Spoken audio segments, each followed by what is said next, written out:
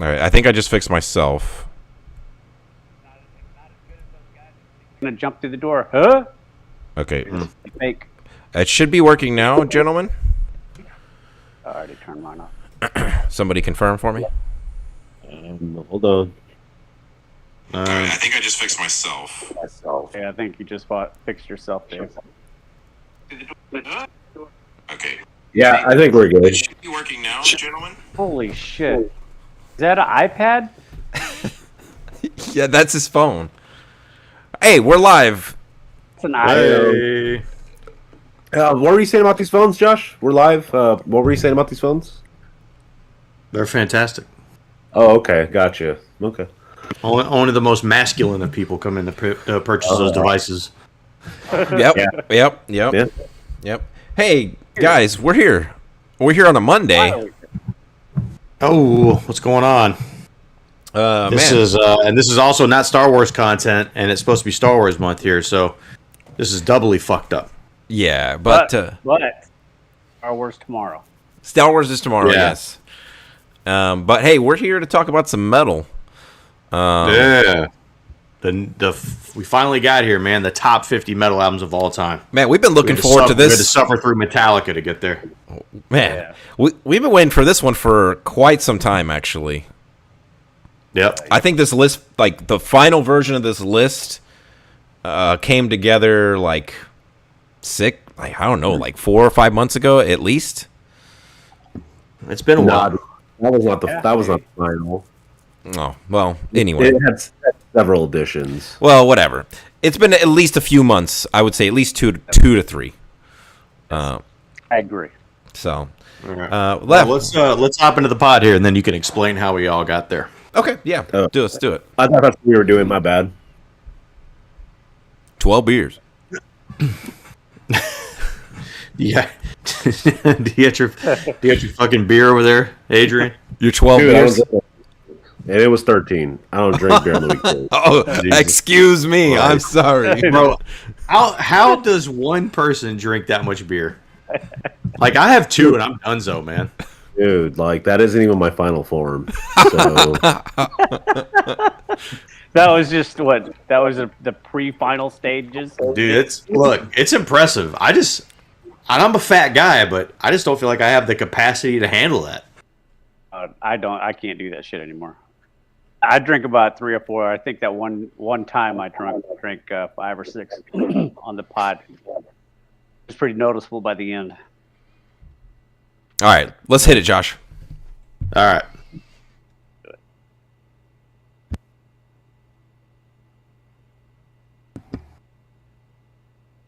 Hello, and welcome to Three Guys and a Mic presents A Metalhead's Journey, the top 50 metal albums of all time. Albums number 50 through 46. I'm your co-host, the Human Dart, along with Jason Tsunami. David Disaster. Adrian Aftershock. Wow, I don't. Coming in hot. Adrian with the swerve. 13. Yeah. Are you sure we're not 13 deep already? I wish we were, but we are not. All right.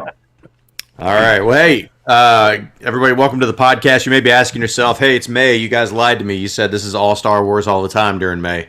Listen, we had to find a time to wedge in this other passion project we have going on here. So, look, you're getting extra content in May. Shut the fuck up. It's all good. Yeah, Star Wars tomorrow. Yeah, we're going to have some more Star Wars content coming out. Now, if we record it tomorrow on Tuesday, that means it'll be out for everybody else to hear it June of 2023, right? Yeah, is that how that works? Yeah, that's exactly right. Yeah, that's exactly right. That's why, hey, look, that's why you need to subscribe to our YouTube page. If you're listening to this on the podcast, what are you doing? Subscribe to us on YouTube as well, and you'll get the content early. If you're listening to this on the podcast, you're about a month late. Yeah. Hey, so Dave, Happy 4th of July, guys. Yeah. So Dave, walk us through exactly what's going on here. All right, look, I'm only gonna do this one time, like the full explanation. Yeah. Yeah, probably all of them afterward. So I may ask again at the end of the pod once you explain it, a third time. Yeah, that's Adrian true. will make you explain it one more time. Yeah, and then I'll just edit it out with my magic powers. So, Okay, so the easiest comparison to this, we were doing our AFI top 100 films of all time list, and in doing that, we were thinking, man, it'd be nice if there was something similar to music, meaning, as far as the AFI, it's a bunch of different movie critics. They all vote, and they, have a consensus on what they feel is the top movies of all time. So we started looking around and seeing what was available for music, specifically heavy metal, which is a genre of music we're all interested in. And come to find out, there's really nothing. There is no consensus list of top 100, top 50, top 25. It's all over the place. So I'm a huge nerd, and I decided, you know what? I'm going to take a bunch of lists that I found that are from, somewhat reputable sources, and some fan sites and things like that, and I'm going to throw them all into an Excel spreadsheet, and I'm going to get an average score for each. So the sources that I chose for those keeping score is Sputnik Music, Rolling Stone, Metal Storm, Digital Dream Door, Ranker, Loudwire, Metal Rules, and the heavy metal subreddit Shreddit.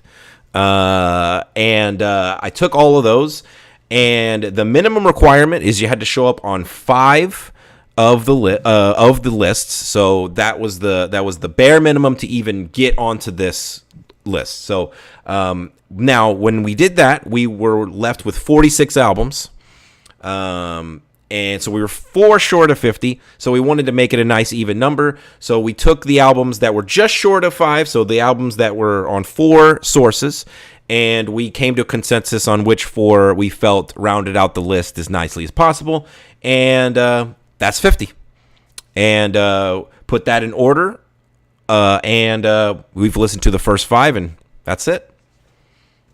Yeah. Now these 50 are not in order in the way that we're going to present them as far as, I guess, the consensus. Is that what it is? No, these are in a row from quote unquote worst to greatest based on the results of my list. So okay. Based when we're done. Well, yeah, when we're done, yes, correct. That'll be the consensus. That'll official be that'll be our list. Correct. Yeah. So, these are, the list that we're going off of is just the community consensus, right? So, pretty interesting. I think everyone will be, I think every subgenre of heavy metal does get its day in the sun here on this list. Even the first 5 albums that we do, as you'll see, are pretty varied. Yeah, pretty varied. So, I think, I'm sure there's going to be some albums that some people might wonder, man, I can't believe that didn't make it. Well, I think I think people will be pleasantly surprised with this.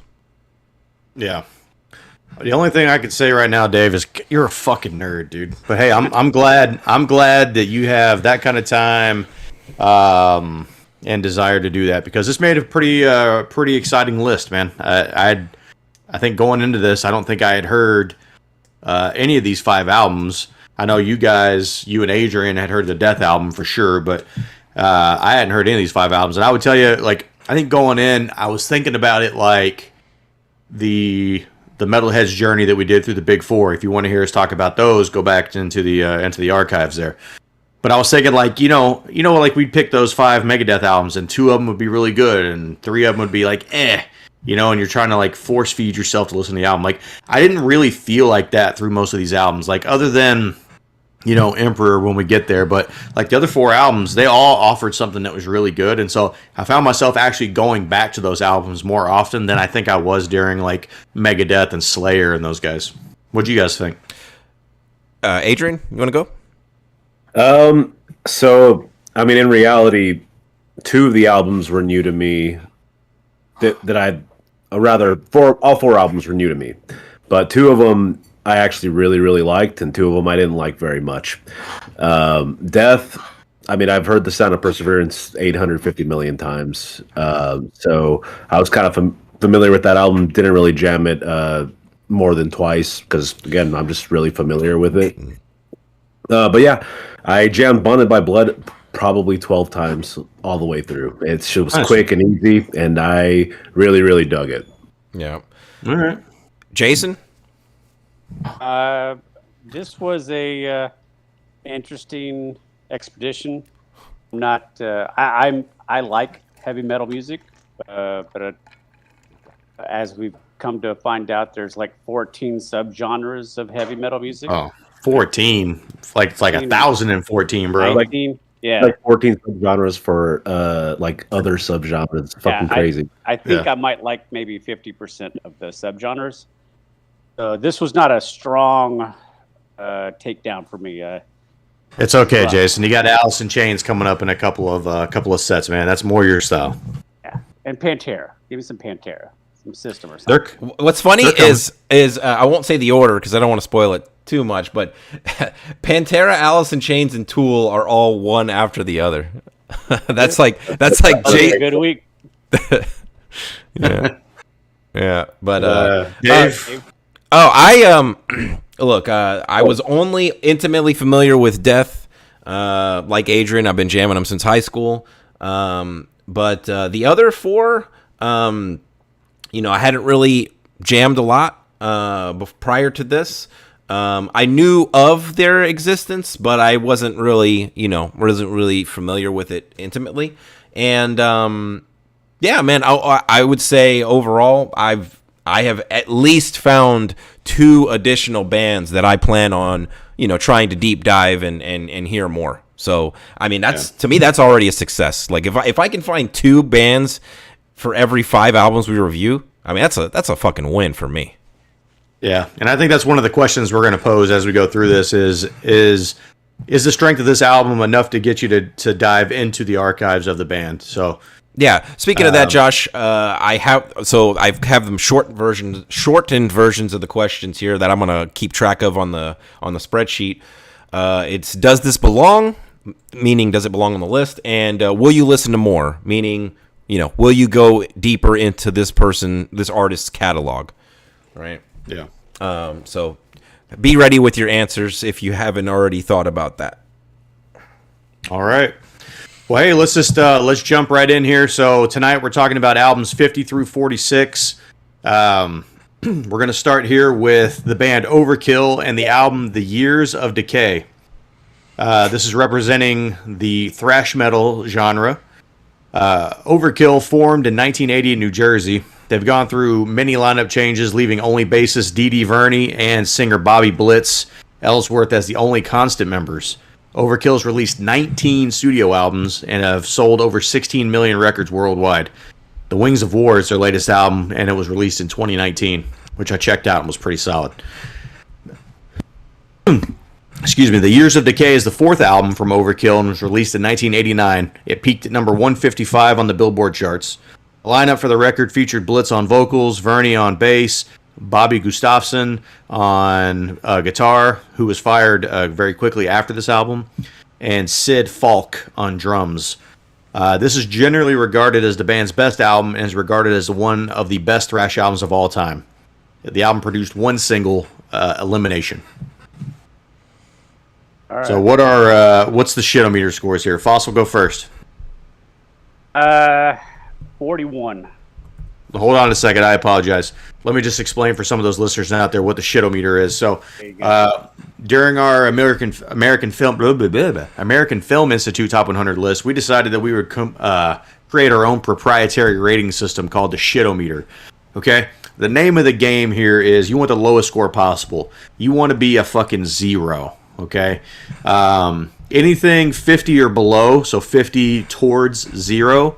That's what we would classify here on Three Guys a Mic as a recommend in some shape, way, or form. Anything 51 towards 100 is varying levels of diarrhea shit. All right. So I apologize. I should have done that first. I'm not a professional. Okay, Jason, give us your shitometer score. 41. 41. All right. 41. All right. I'll go next. Okay. I'm at a 35. I'm at a... Oh, God. What do you say, a 40? 40. My bad. No, you're good. I'm sorry. I'm at a 38. All right. Not too bad. I mean, that's a nice little range. We're all in that little pocket there. So that brings our total to or average rather, 38.5. So that I would classify that as a good record overall. Yeah. Yeah. Do you have a formula set up, Dave, to where all of these we're gonna have our own top 50 created? Yeah, Of course he does. He's a nerd. yes. Awesome. Okay. Yeah. So hey, I thought this was a great way to start the list for us because look, I mean, it's not like I'm not sitting here saying this is the greatest fucking thrash album in the history of time, but it was just a really solid album to start. Right? It had some highlights. You know, for me, I had a couple of songs that I really liked on it. Who Tends the Fire? Great song, and I Hate. Those are probably like my two favorite songs on the album. I like that album. Or yeah, that song is really good. Yeah. A lot of great moments in it. I thought the thrash was really good in it. You know, very, very bass heavy. But I enjoy the album. I thought it showed up really well. I thought it was funny when I was doing a little bit of research on them. They said in there. So when I did the Exodus research, which is coming up in a minute, they're like, yeah, if Exodus, you know, if they expanded to a big 8, Exodus would be there. Overkill was never mentioned. They'd be in the big 16 or something. So I don't know. It's strange that they're not as popular. Like you don't really hear about them much, but it's a pretty good album. It's a good way to start the list. I was pretty happy. I've never heard of Overkill, actually. That would make 3 bands in this list of 5, and these 5 that we're doing today. But yeah, I agree. This was a very, very strong starter at 50. There's only one part that I have 2 complaints about this album. The 10-minute song, which is not even that bad. I just feel like it drags. But it's also I'm sorry, Adrian, but it's just also strange when you bring that up that that's such a different song than everything else on the album. It was like they had all this thrash shit, and then it's like somebody in the back was listening to Black Sabbath, and they're like, bro, let's just do it. Let's just throw one on there, and then it turns into this 10-minute fucking song. Yeah. Which I thought ended 3 times. Yeah. But my other complaint is Evil Never Dies. It's a good song, but the way it ends, he's screaming, Evil never dies, but right as he says dies, the album just stops. It cuts off right in the middle of the note. I mean, kind of makes me think. I wonder if Spotify left out they didn't have the rights to the next track that it bled into or something. I think either that or the record label's yeah, this last song is terrible. Let's just cut it off in the middle of the die. I think I remember you telling me, Adrian. Correct me if I'm wrong, or maybe I just made this up in my own narrative. I think you asked me dude, did you copy all the songs onto the Spotify playlist? Did you miss a track? And I was like, no, that's all the tracks that are supposed to be. Because I think you actually did think because you thought there was supposed to be an additional track. Right. No, that happened. But yeah, I think my biggest. The song I like the most on here, though, is "Nothing to Die For." That is for sure. Is that the 4th song? Yeah. And then Birth of bass little thing in the middle of it. Yeah. So it's gonna have me in tension, all the tension. So yeah, I did not like that song. I like that song. My least favorite song, but I didn't get over at 50. So I agree. Now, I gave it a 35. I gave it the best score of all of us. But I think what really held it back for me... Well, let me stay on the positive first. I think the production is very, very good. 1989. Shockingly good. For 1989, I think it's really, really good. You can hear all the instruments super, super clean. The bass in particular is very, very noticeable, very good. And look, I like the singer. I know that's probably one of the big criticism. Deciding factors if you like the band or not. But at that time. So between them and then Exodus coming up, right? I think both of these, I would say, are probably lacking in the vocal department. Sure. Was there a void of people who could do this at the time, or is it just I think it was just a lack of people. Or you just didn't as know far as people? the pool to grab from, I don't really think that genres or this style was just you just didn't have like 100 to choose from. Well, also it could be like to Jason's point, like expounding on that. It's a stylistic choice, right? Because a lot of these thrash metal bands are kind of rebelling against a lot of things, but one of the things is like hair metal, and so you want to have like a kind of a dirty vocalist who is just kind of like, is kind of barking at the microphone and not some guy clean singing. They probably would have made fun of that. Yeah, I don't know. I guess after going through the big four of thrash, right, and even hearing Dave Mustaine, who I think infinitely sounds better than both of these guys. But like hearing Tom Araya, who I think is like the gold standard of thrash vocals in totality, like it's definitely these are a step down. From Tom Araya. I don't completely disagree. You know what? We talked about this a little bit in the heavy metal in the top. Well, the big four rather is thrash kind of comes from punk to some degree, and maybe these vocalists just kind of come from more of the punk background, right? Because they kind of have that more of a style. I would say that I agree with that take. It's less singing, more punk, but with more gravelly voice vocals, like an aggressive punk sound.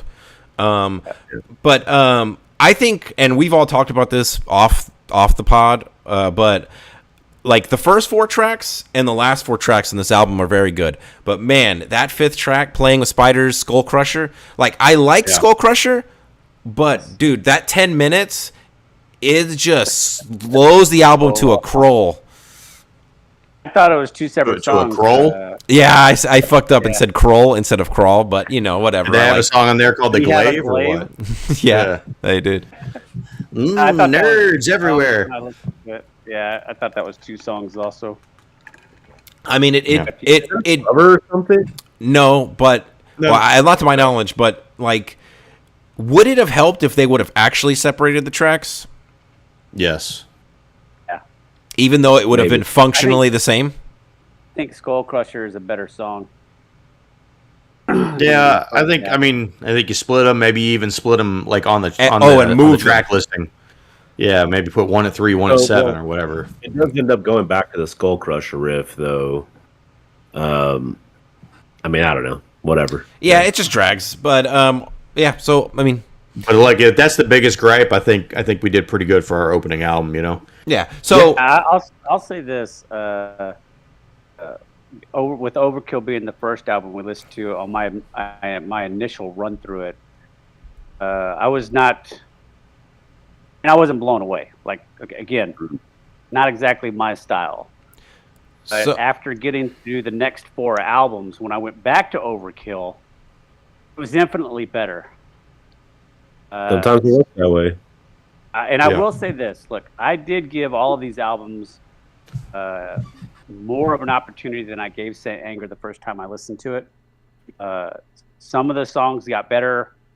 None of the albums overall got better, but I did appreciate a few of the songs in Overkill. Like "Who Tends the Fires" is, I think, one of my favorite songs on that album. And I also liked, I think, "The Years of Decay" is their instrumental, which I enjoyed. Yeah. So, first question: does this belong on the record, Adrian? I think so. On the list, I think. Yeah, so. on the list. Yes. Okay. Josh, we have to go in a specific order with this because of how I'm putting it in the system. So, just letting that's so. I would say no. I think it's a good album for sure to start the list, but. I'm not even sure this is like one of the 50 greatest thrash albums of all time. Ooh. I'm gonna say yes. I think this is a very good representation of thrash, actually. And production. This is one of the better produced 80s thrash metal albums that I've heard. Agreed. And Jason, I'm gonna assume no, but I'll let you answer. I'm gonna go with the no.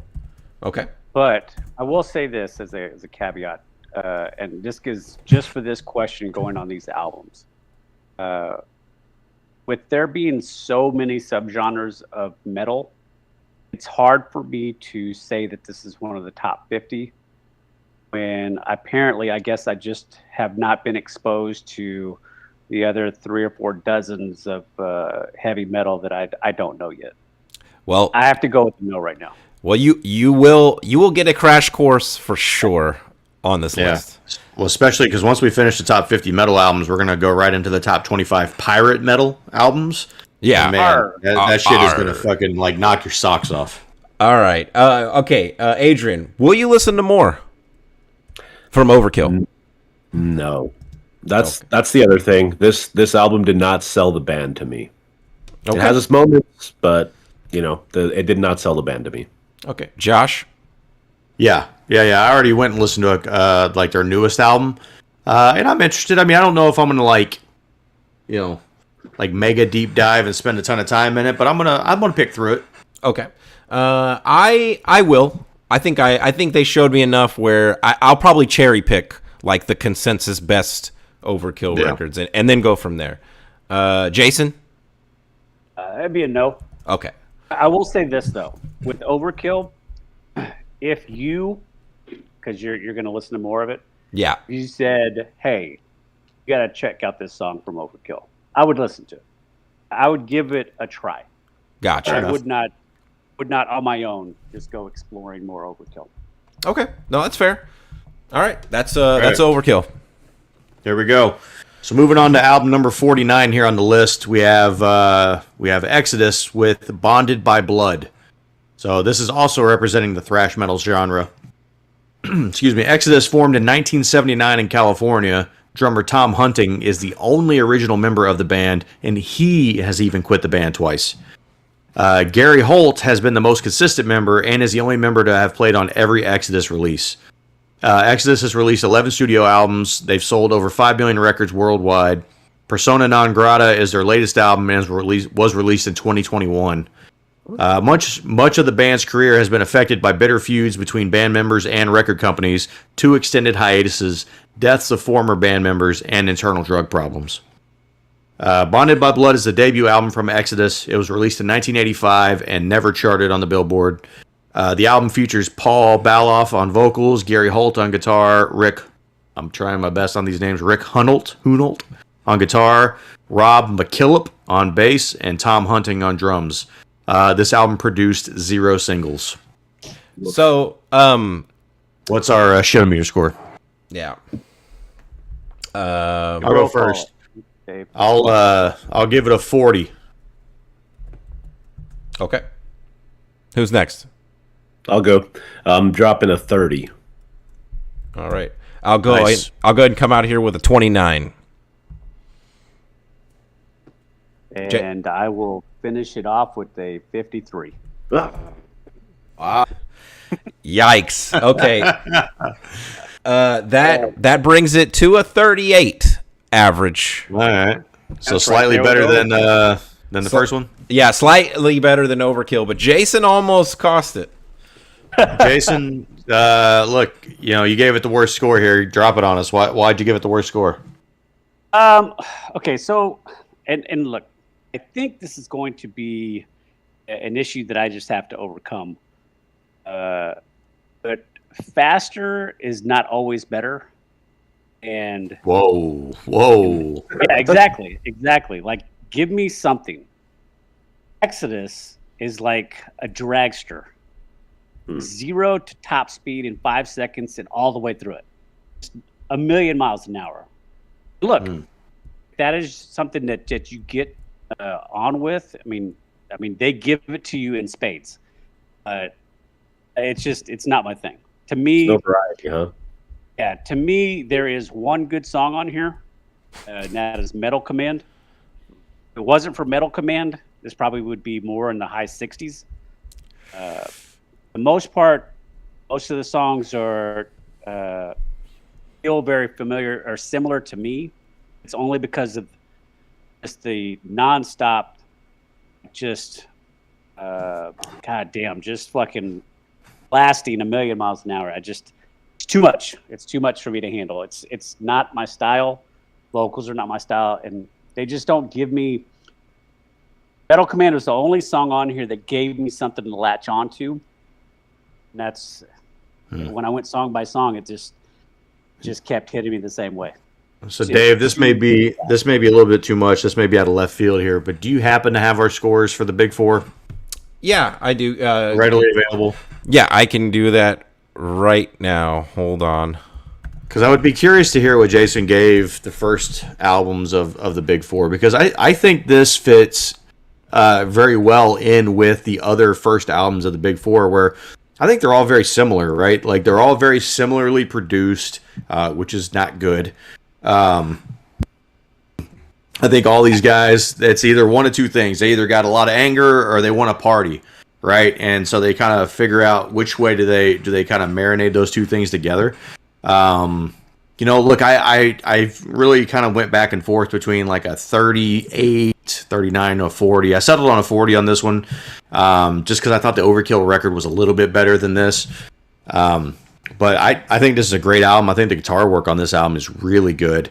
Got a couple of good highlights for me. Bonded by Blood, and then the song "And Then There Were None," which is another great song. Yeah, I have it pulled up. What did you want to know? Oh.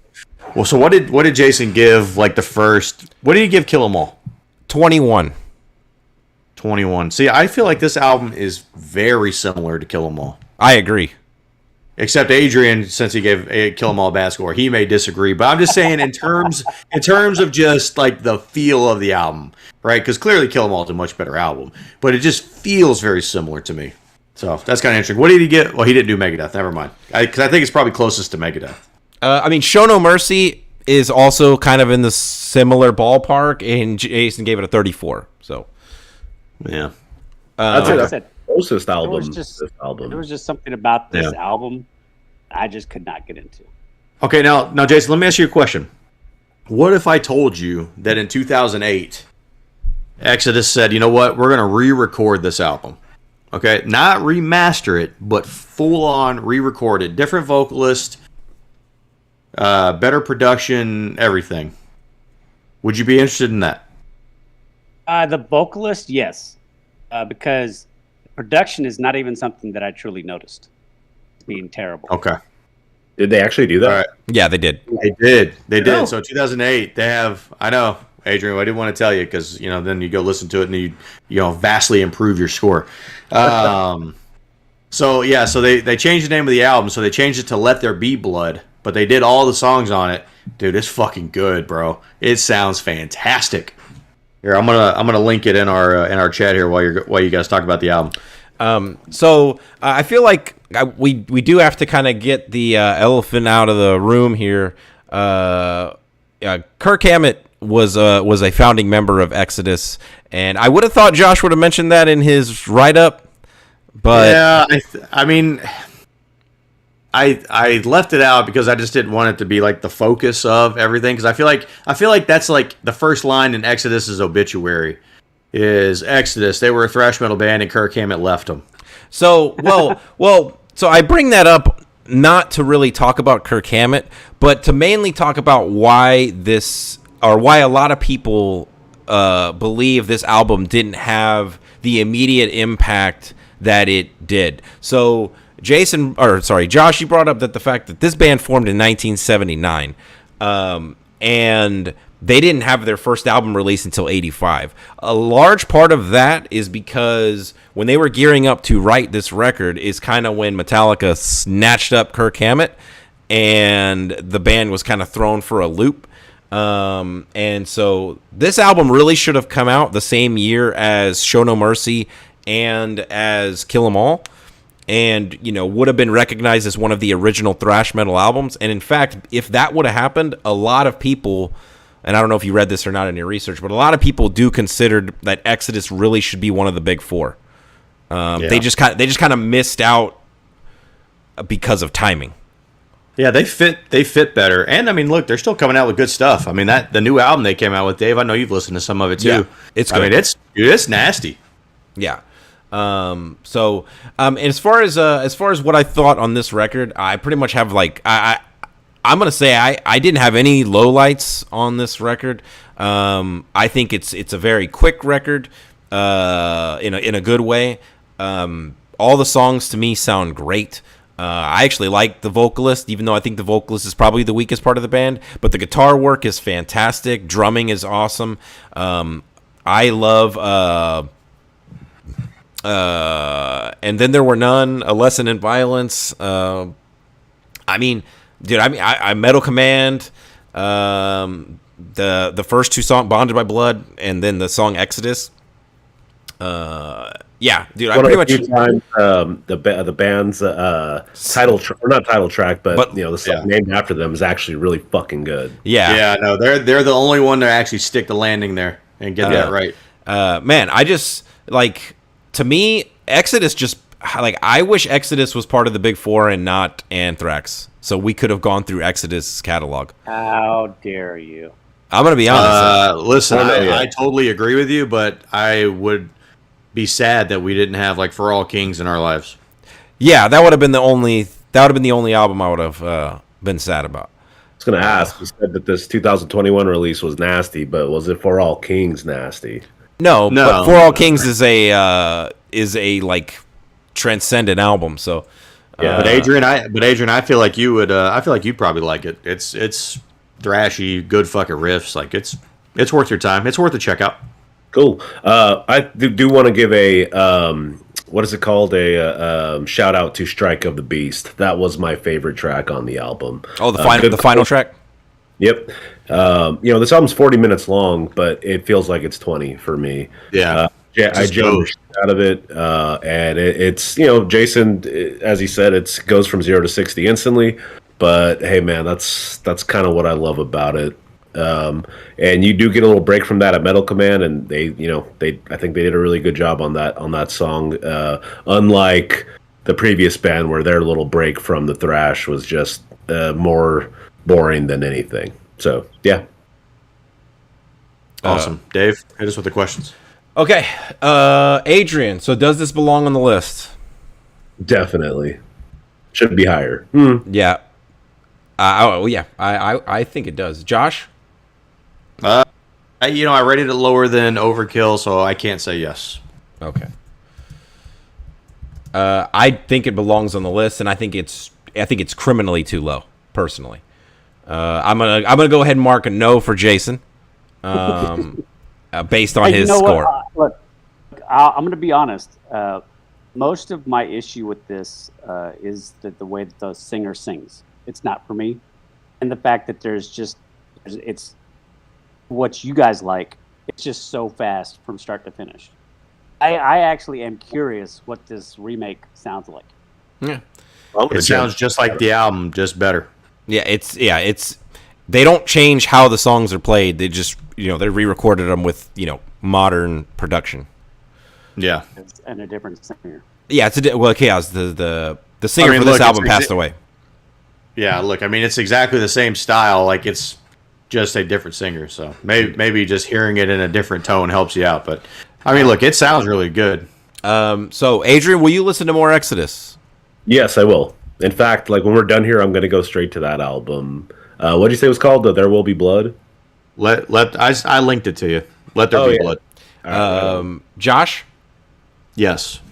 I will as well. And Jason, I'm going to assume, is a no. You're almost like a mind reader, Dave. Yeah, like... For anybody wondering out there, Jason actually doesn't like music. No. He does. He just had FOMO whenever we did the Megadeth thing, and he just wanted to join in here. Yeah. No. All right. All right. So here we go. Going on to the number 48 album here. We're getting a little change of pace good music. Here. Hey. So this is the band Blind Guardian. And the album is called Nightfall in Middle Earth. This is representing the power metal genre. So Blind Guardian formed in Germany in 1984. They are often credited as one of the seminal and most influential bands in the power metal and speed metal subgenres. The band hasn't seen much turnover through the years. They have only had about 9 members in total. They've released 11 studio albums. The band is set to have their 12th album released in September of 2022. and they've sold over 3 million records worldwide. Nightfall and Middle-earth is the band's sixth album. It was released in 1998 and did not chart on the Billboard chart. The album features Hansi Kirsch on vocals, Andre Olbrich on lead guitar, Marcus Siepen on rhythm guitar, and Thomas Stotch on drums. This was the first album for Blind Guardian to be released in the United States. It's a concept album that retells the events of the Silmarillion by J.R.R. Tolkien. The album produced one single, Mirror, Mirror. Not to be confused with Lord of the Rings. Yes. Not to be confused at all with Lord of the Rings. What was the one single, Josh? I'm sorry. Mirror, mirror. Mirror, Mirror. Okay. Yeah. All right. Let's hit those shitometer scores. Fossil, go first. 38. Okay. All right. Who's next? I'm going last. All right. I'll go. I got a 26. All right. I got a 28. 75. Not even trolling. That's so fake. No. Just go ahead and put him down as a 50, Dave, because he's just trying to fuck up the... Look, you can have it typed out. I'm just saying it's still a fake. All right. Just give him a 50, Dave, and let's move on. No, I can't change it. I can't change it. So we're at a 41.75 as our average. I just want to log out. That is so terrible. I don't even want to hear Adrian's opinions. This is absolutely a fun album to listen to. No. Whether it's a concept album or not, it's still it's entertaining to listen to. No, like I actually tried to jam it again, like when I got home from work today, and 4 songs in, I just stop. Just stop. Adrian, Like when you say 4 songs in, are you talking about you listened to the first 4 songs and you're like, no? No, 4 tracks in. Okay, so you're listening to like the movie tracks too, or whatever, the cutscenes, whatever you want to call them. The album, isn't it? Yeah, I mean it is.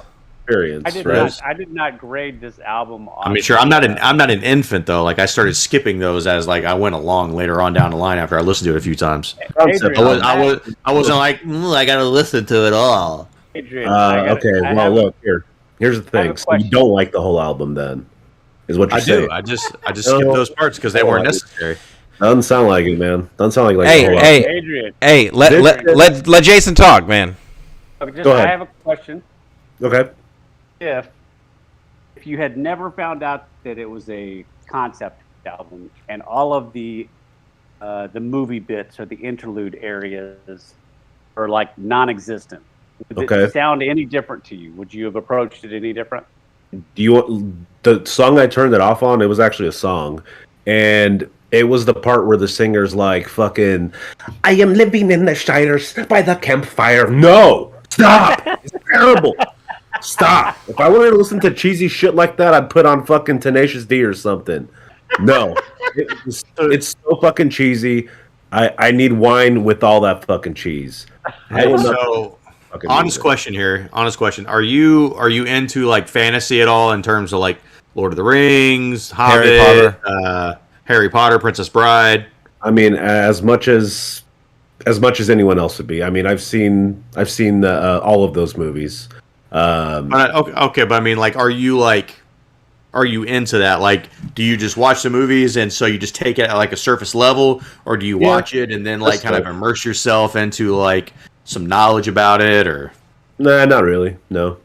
Okay. Well, then, I mean, look, then this album is just, it's just not for you then, because I feel like this is for fantasy people, like people that are into fantasy out there that like are more than just like see the movie and go home and never think about it again.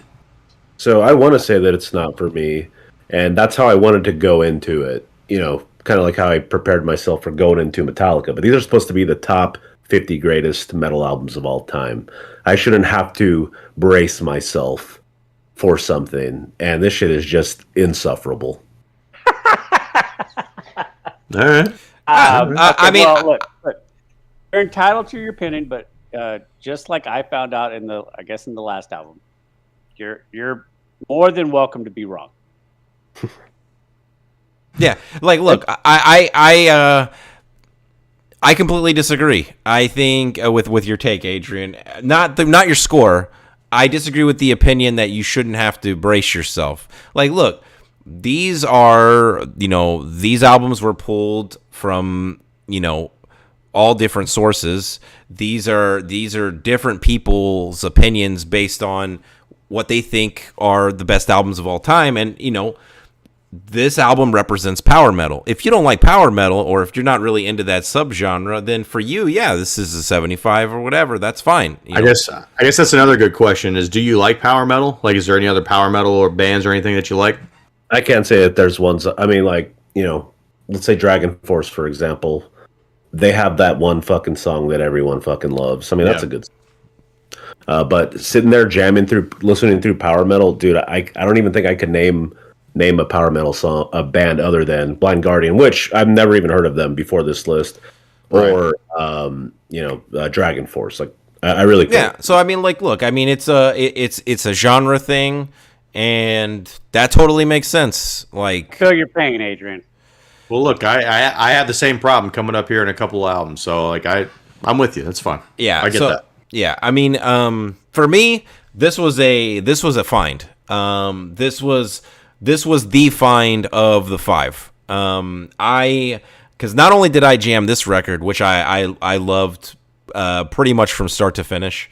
I really enjoyed the lore and like the storytelling and everything within the album.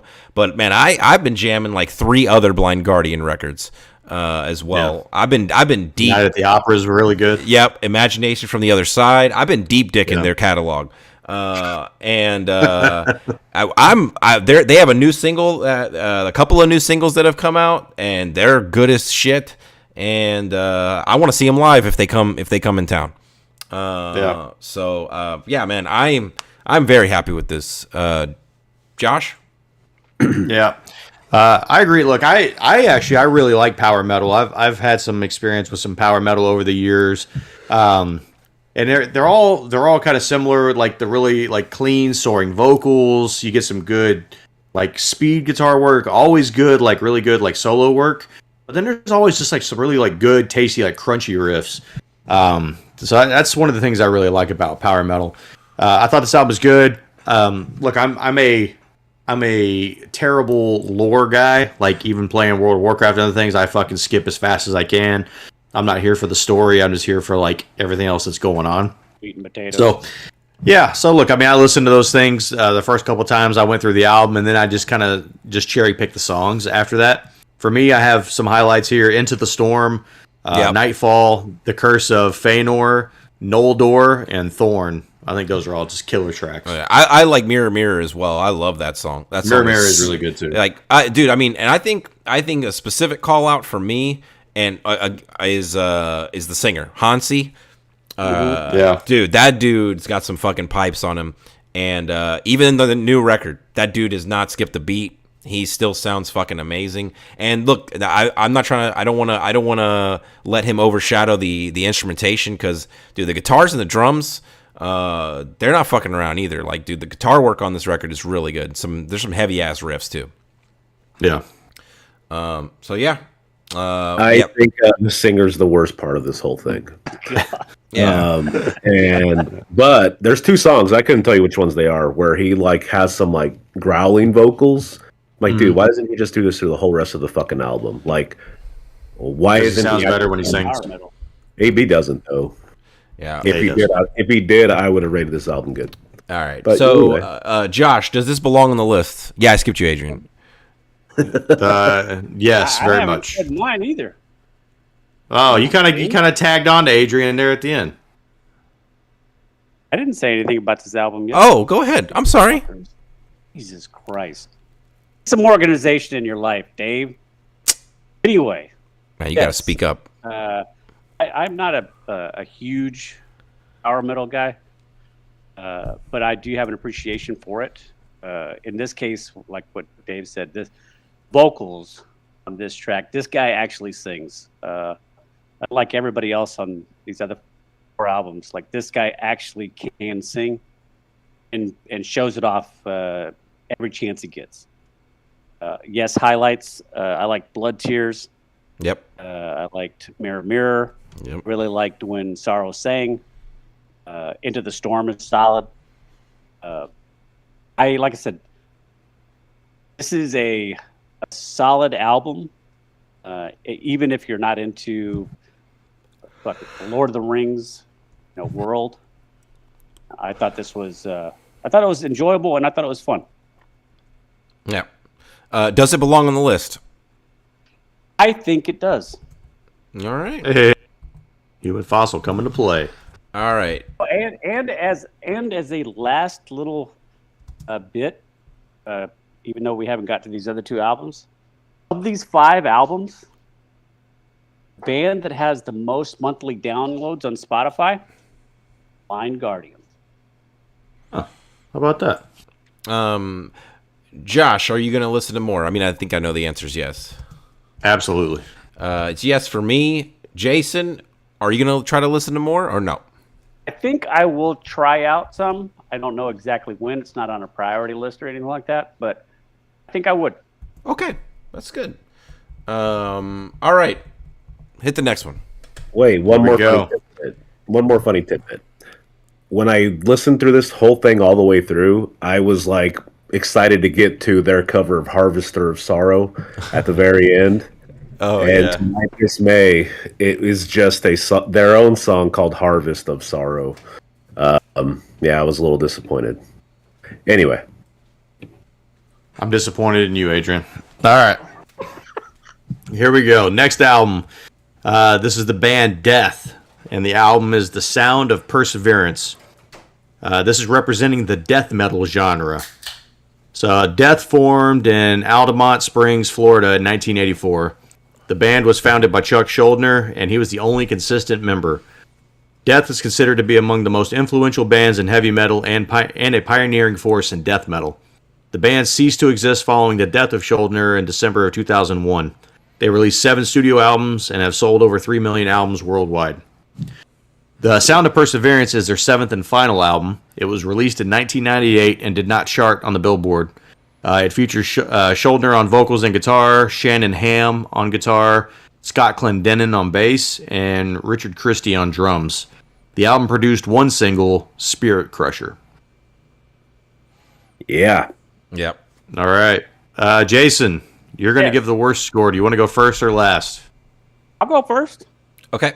Drop it. I gave it a 45. Wow, that's way better than I thought you were going to give it. Look, I mean, I'm not going to jump into it here in a second, but there's a couple of songs on here that are worth listening to. There wasn't any songs on here that I thought were just god awful. Like, I wouldn't recommend anybody ever listen to. Huh. Look, I felt like this was the best album of the 5 for sure that we went through here. I'm coming in with a 22.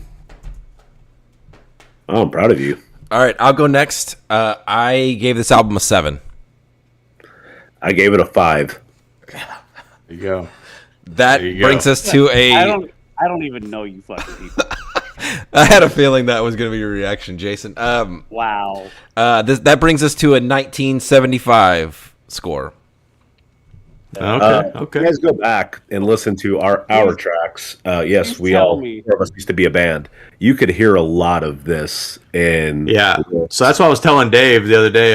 Because it's funny. Like if you go back to the old MySpace days,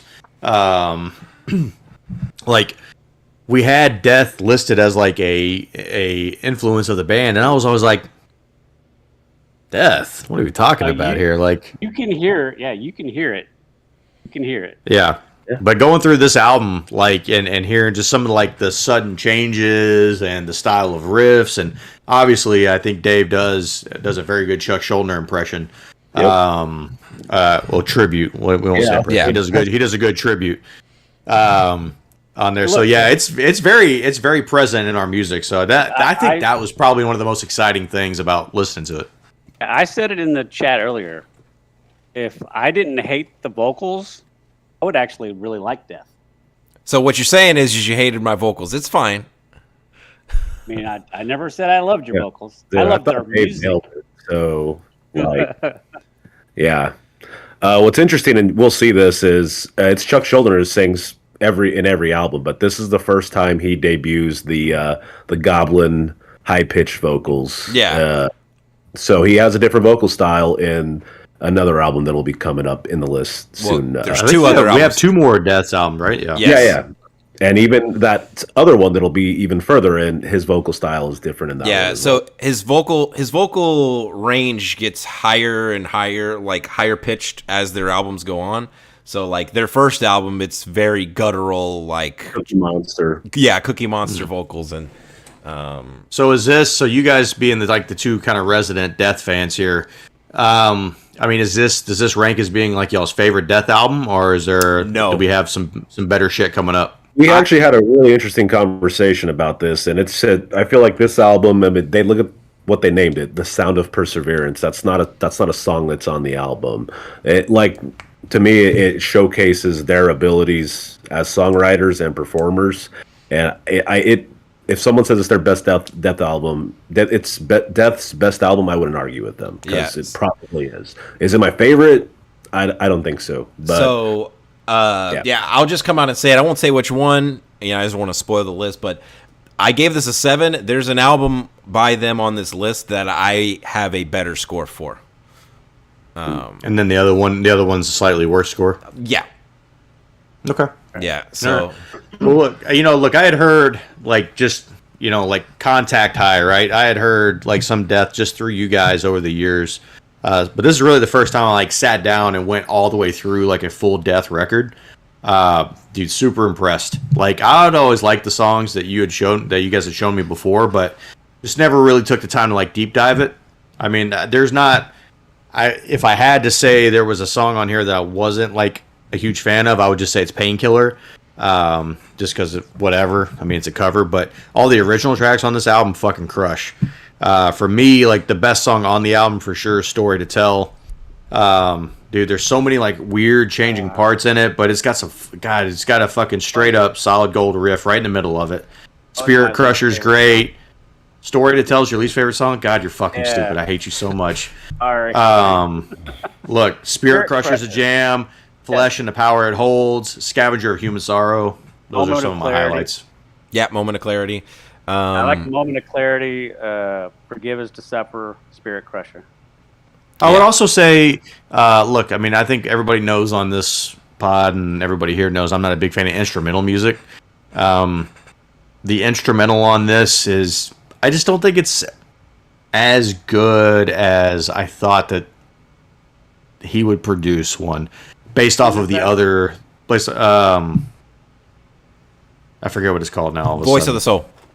Yeah. Voice of the Soul. I mean, look, cool acoustic part, but I don't know, there's so many other virtuoso style performances on guitar in this album that there's just nothing. I don't know. Maybe it's one of the times I wanted something more flashy during an instrumental, and it just left me wanting a little bit. It wasn't terrible, but just left me wanting. The good thing about it was 3 minutes. Yeah. Yeah. So I am.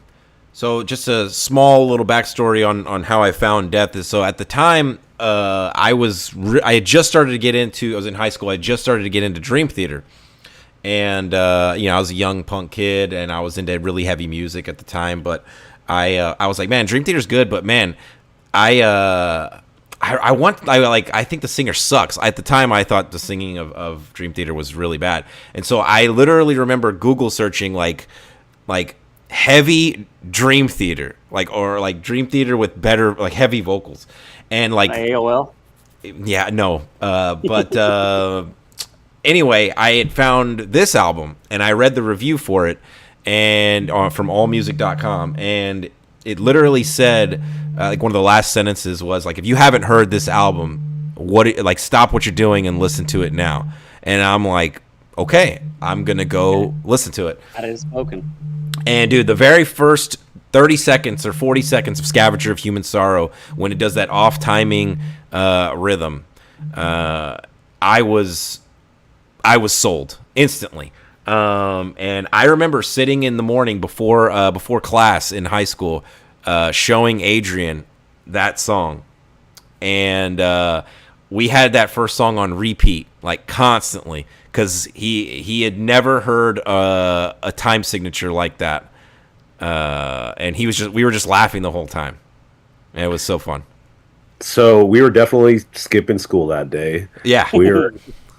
We were at, I believe we used to skip school, and I used to take my amp and my guitar, and we'd skip and practice at Dave's house, and play GameCube and shit. Anyway, busted. So yeah, he showed me, he's like, hey, these guys are like Dream Theater on crack. And that didn't sound compelling at first, but then when he played it, I was like, oh my God, I fucking get it.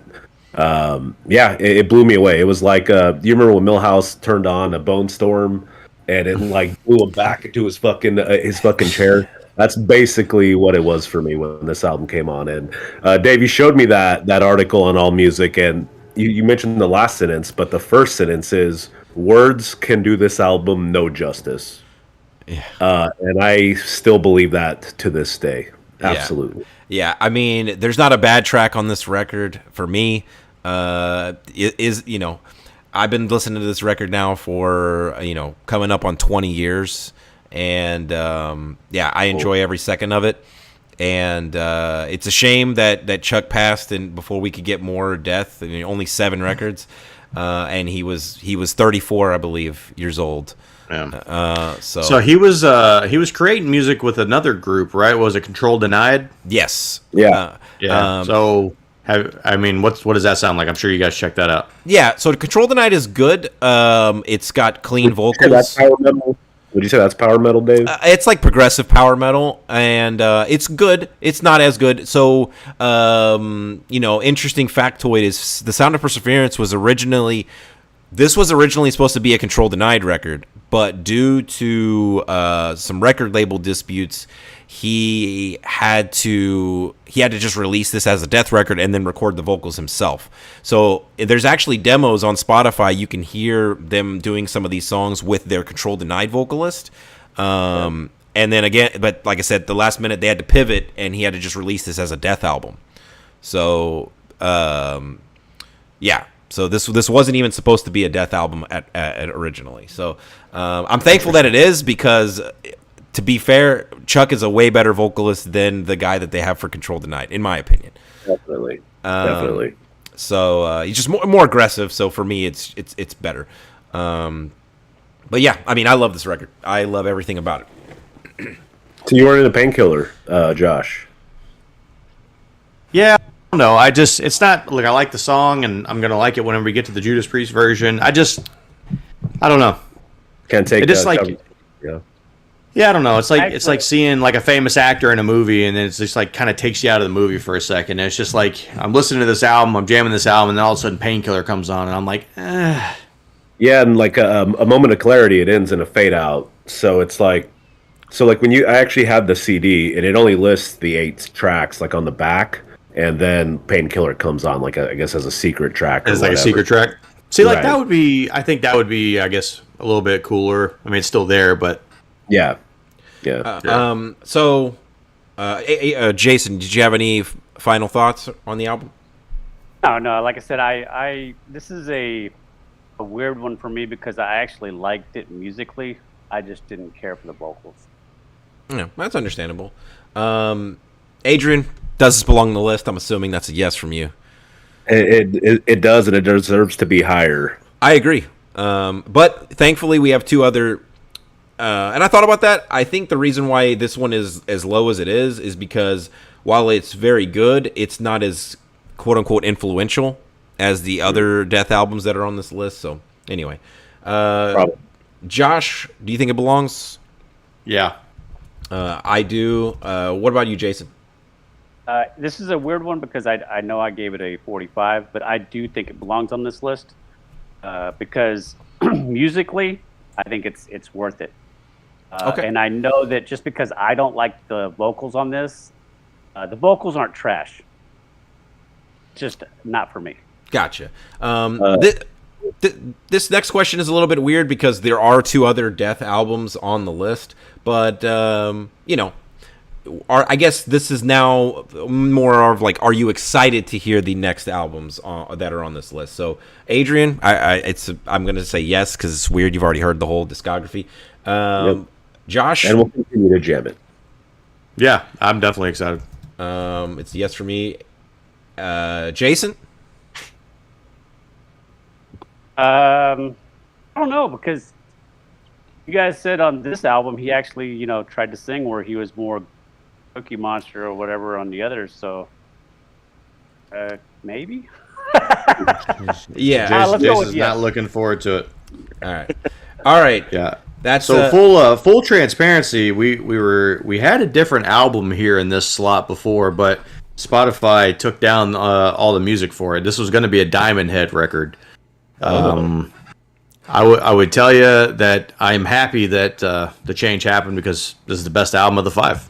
Yeah, and almost like it was meant to be, we have the next album. Yeah. All right, here we go. The final album of the night here, this is the band Emperor. Album is called Anthems to the Welkin at Dusk. This is a representing the black metal genre. So Emperor formed in Norway in 1991. The group was founded by Isan and Sameth.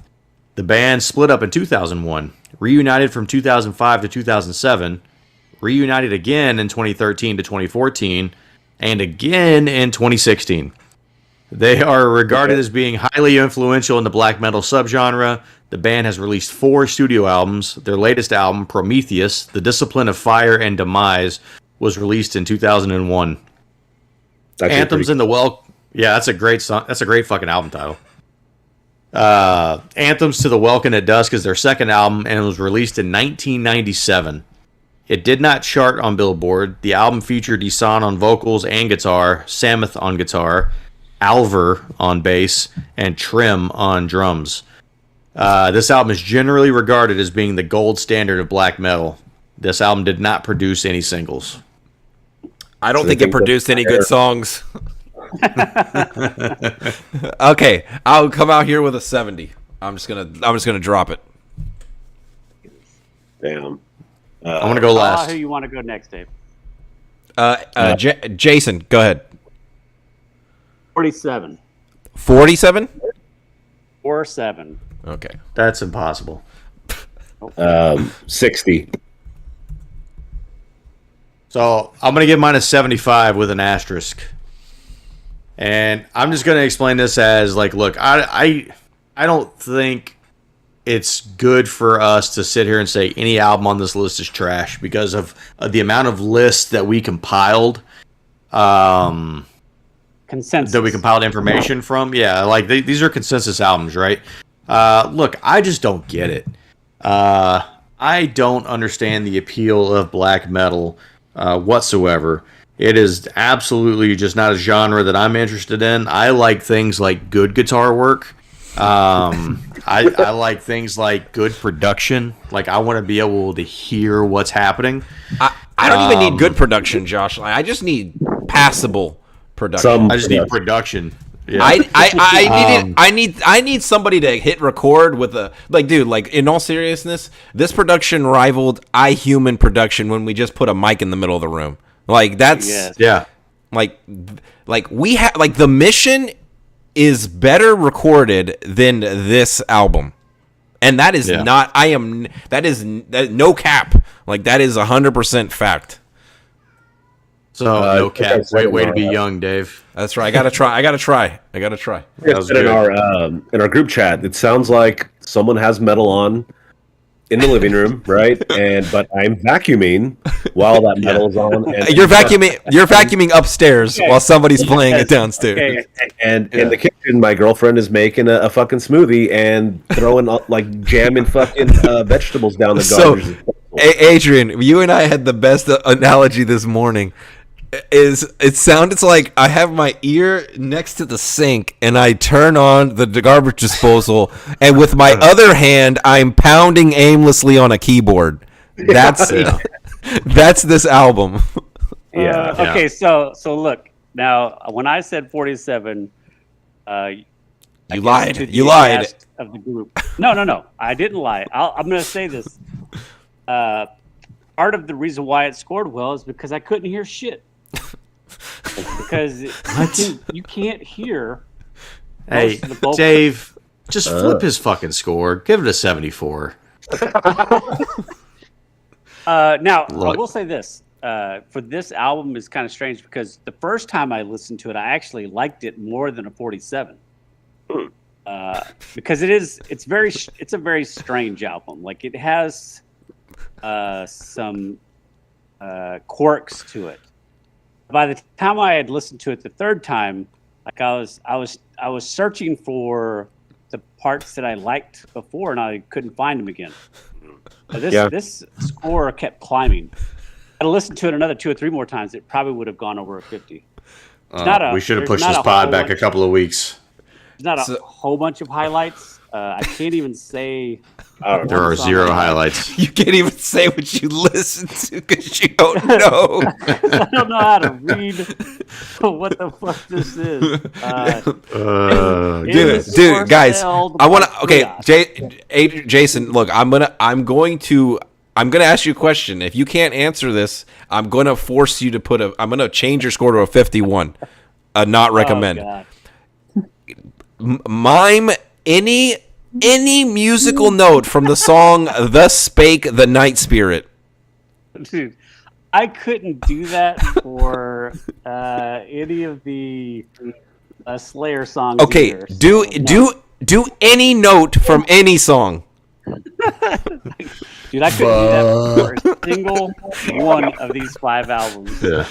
I'm just kidding. I'm not going to change your score. But I do want to mention that brings us to a 63. That is the first non-recommend. And look, I just want to say before I get crucified by all the black metal fans out there, who probably would in fact crucify you. Yeah, nice. Is like, look, it's all in good fun. Like, obviously, I don't think that this record is bad. I said this outside of the podcast. To me, 100% the production prevents this album from being enjoyable because from a certain standpoint, I do understand what Jason is saying. I think if this album had been recorded in modern day, I'm not sitting here saying that I would love the record, but I think I would be able to actually understand what the record is trying to do. Yeah. Because there are a few moments on this record when the music is not going 100 miles an hour and there's not just constant madness happening that I can tell the guys are talented. Like I am not dumb, but it's just the fact that this album was praised because of how much better the production is over its predecessor kind of makes me morbidly curious. Kind of makes me morbidly curious to hear their debut album. In a way, but I'm not going to. No, relate actually. As a little caveat to piggyback on what you're saying, Dave, of these 5 albums, band that has the least amount of rotation on Spotify. Yeah, they only have like 117,000 monthly listeners. Yeah, so it's a very small niche. Yeah, and they're those guys are hardcore. So I did. No, go ahead. I did a little bit of research, just like posing the question on multiple like YouTube videos and stuff of why do people like black metal, right? Because I generally I want to know. Like I don't know if I could explain intelligently why I really like thrash metal or not, but I just listening to black metal, I don't get it, right? So I found a guy on here that actually had like a pretty good, like a well-spoken thought on it. So he says you can like black metal for 2 reasons: for the music or for the politics. He says if you fall into the first group, it just means that you like dark music with raw, lo-fi production and a sinister, enigmatic atmosphere. It just means that you can admire diabolical-sounding riffs and virtuoso drumming. Maybe it means that your music taste is a bit outside of the mainstream. So, yeah, there was another person that said it's the most anti-pop thing. So I feel like if you like this, it's almost like I just feel like you're fucking like, it's like vegetables, dude. You're just forcing yourself to eat this shit. Like you're just wanting to be so contrarian that you're just like, I want to listen to the hardest fucking thing I can find. So it's funny. I showed this to Amanda. And I said, because before Amanda and I got together, right, she didn't listen to any metal or anything like that. And so I said, let me ask you a question. Listen to this, okay? Yeah, well, I'm working on it. But so she listens to this. I said, "Let me ask you a question.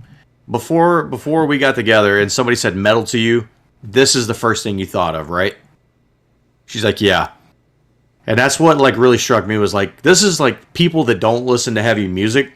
This is what they think metal is. This is what they think all metal is. So I to that point, to that end, I and you said that, Josh, and now I kind of want to pose a question, like, and you know, obviously your answer is going to depend on how you grew up, but this almost feels like the perfect music to listen to piss your parents off. Like, this is what you Absolutely. put on. Like, this is what you put on in your room, and you put it just a little bit too loud. There's one problem with that. It would be from like in your room behind a closed door to another closed door. Like, you probably wouldn't hear anything. Well, What are you talking about? And isn't that how they recorded it? Yeah, exactly. So by the time it got through another two doors, it's just white noise at that point. No, I know, but my point is like this. I get what you're saying. Like, this is the type of shit that you would put on is as an angsty teen. Like, I could see it. Like, I could see a world where, you know, if I'm 14, 15 and hate my parents, like, this is the type of stuff I would put on to make them mad, right? There was a lot of conversation on the subreddit for this, just around like, I grew up in a very religious family. I grew up in a very small religious town, and so this was like the ultimate fuck you, basically, to that. So I feel like just a lot of people sought out like, this is how I feel, and they went with that. But it's supposed to be like, there's another video I watched that was actually really well done, where there's two versions of death metal out there. I think we're actually going to get the other version of it, which is from Venom. Venom is typically credited as being the first band to represent death metal. But there's two versions. So there's like the Venom version, which is more like Motorhead, right? So it's kind of just heavy, but not like this. And then there's this version, so, you know, with all the Norwegian death metal. I just want to point something out, because I know I feel obligated to do this. I'm not going to do this for every band, but I feel obligated because we kind of trashed Emperor a little bit. I just want to throw out how this album ranked on some of the individual sites. So Metal Storm had this all the way at number 43 on their top 200. Rolling Stone had this number 57 on their top 100. Sputnik Music, this was number 44 on their top 200 that I looked at. And then Loudwire had this on number 37 on their list. So, like, the list that this was on, now, for clarity, if you're wondering how it got so low on our list, it was also number 96 on one list and then number 91 on another. So it kind of, like, there was a world where this could have been much higher on this list, right? So, like, this is a well-respected album. It's just, this is one of those things where 4 out of 4 of us, it's just not our particular style. Yeah. So I agree, Josh. I don't get it either. I don't get it, but here's the difference between not getting this and not getting Blind Guardian. I just felt like this wasn't offensive to me. It wasn't offensive. And that's fine. Like, I can appreciate that 100%, right? Because, like, look, if you just don't like it, like, I think you have the capacity to understand power metal, right? And understand guitar riffs and things like that, right? So if you just flat out you're just not impressed by that kind of work, that's fine. I just stylistically, I don't get any of this style of music. Yeah. So I just went the liberty, and please feel free to anybody correct me. I did the liberty of just putting no across the board for everyone for both questions. No, actually, I have that morbid curiosity. Not only do I want to just peek at their first album, but hey, man, what if their newer shit actually, the one from 2001 with the sick ass fucking name? What if it's the shit? All right, I will. How about this? You listen to that, and then you let us know the next time. Yeah, let us know. And then you can go ahead and switch your answer. Then I guess I guess you can't switch your answer because by nature this album did enough to make you curious, so that is correct. But do you think it belongs on the list? It's a morbid curiosity. No. Okay, I figured. No. Yeah. Oh, all right. That wraps up this 5. Josh, do you want me to call out the next 5 for the pod? Yeah, do it.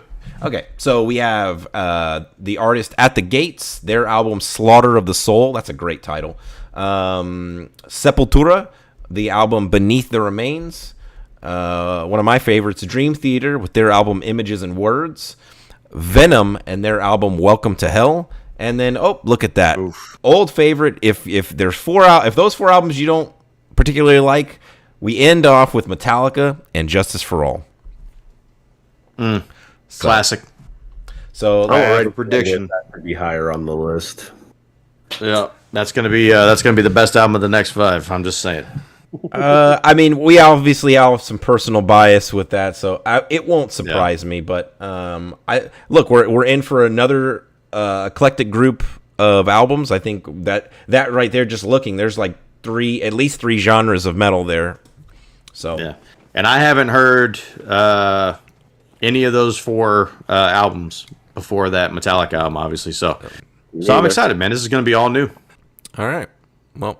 All right. Well, hey, listen, we'll be back tomorrow on the YouTubes for the Star Wars pod, which you'll hear in a year. And then we'll be back on regular schedule here next Saturday for the next Star Wars pod, where we'll be talking about the prequels trilogy. And we'll be back with the next 5 albums like in 5 weeks. So, in the meantime, live long and prosper. Take it easy, everybody. See you. Later.